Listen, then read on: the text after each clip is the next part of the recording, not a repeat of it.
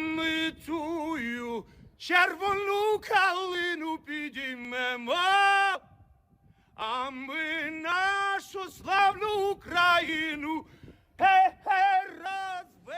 It was that Kyiv Square performance by the Ukrainian singer Andriy Kilvnyuk that inspired the legendary rock band Pink Floyd to write the group's first music in 28 years.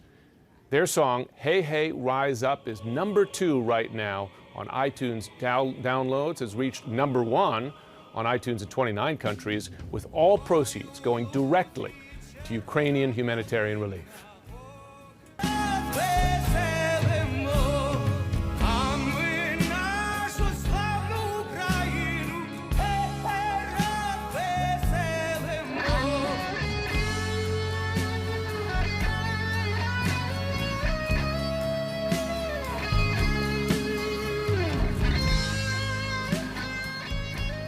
Joining me now, a rock legend, David Gilmour of Pink Floyd. Mr. Gilmour, thanks so much for joining us this morning.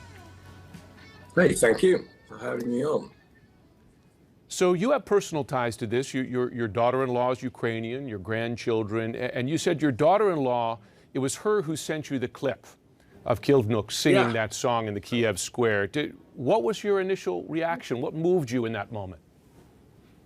It's just a very, very striking performance, and of course one takes advantage of the fact that it's a cappella and there's no other instruments backing it, so you can easily take it to a studio and do something with it. I was already very frustrated by my own inability to do anything much about this awful thing that's going on over there in Ukraine, and this seemed like a great thing to arrive at my feet, that I could then turn into something which would actively, I hope, do some positive good, help boost the morale of the people in Ukraine and the forces there who are fighting off this Russian attack. Yeah, that title fits with the Ukrainian fight now, doesn't it? Hey, hey, rise up, which is exactly what the country is doing. You've made it clear that while this is personal for you, you have family ties to Ukraine, that it's the cause, really, the mission, and your reaction to seeing the images of human suffering there. Yeah, that's right. It is appalling what is going on there, how a world superpower in this day and age, in 2022, can attack an independent country.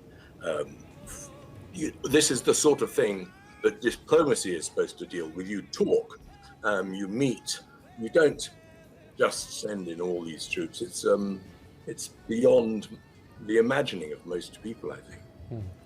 There is a history of songs having particular power at particular times. If you think back, frankly, in Soviet times, The Winds of Change, that song, how that inspired many people behind the Iron Curtain, or Feed the World, right? We Are the World, back in the Ethiopian famine.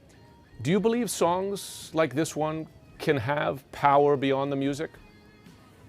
Well, one doesn't want to get too up there in all this thing about how much a song can do, but these people are fighting are real people. They're young people. Pink Floyd is fairly popular out in Ukraine and in Russia, and putting our marker down and saying this is what we believe in, and we'll show to both sides of that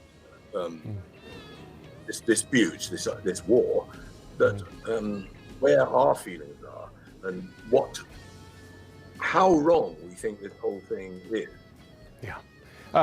I would be remiss, and there would be music fans who punished me if I didn't ask this question, but how did you manage to write and perform such a powerful song, a great song, and one that has risen to the top of the charts in just a matter of days? And why did you choose to do so after so many years out of the studio?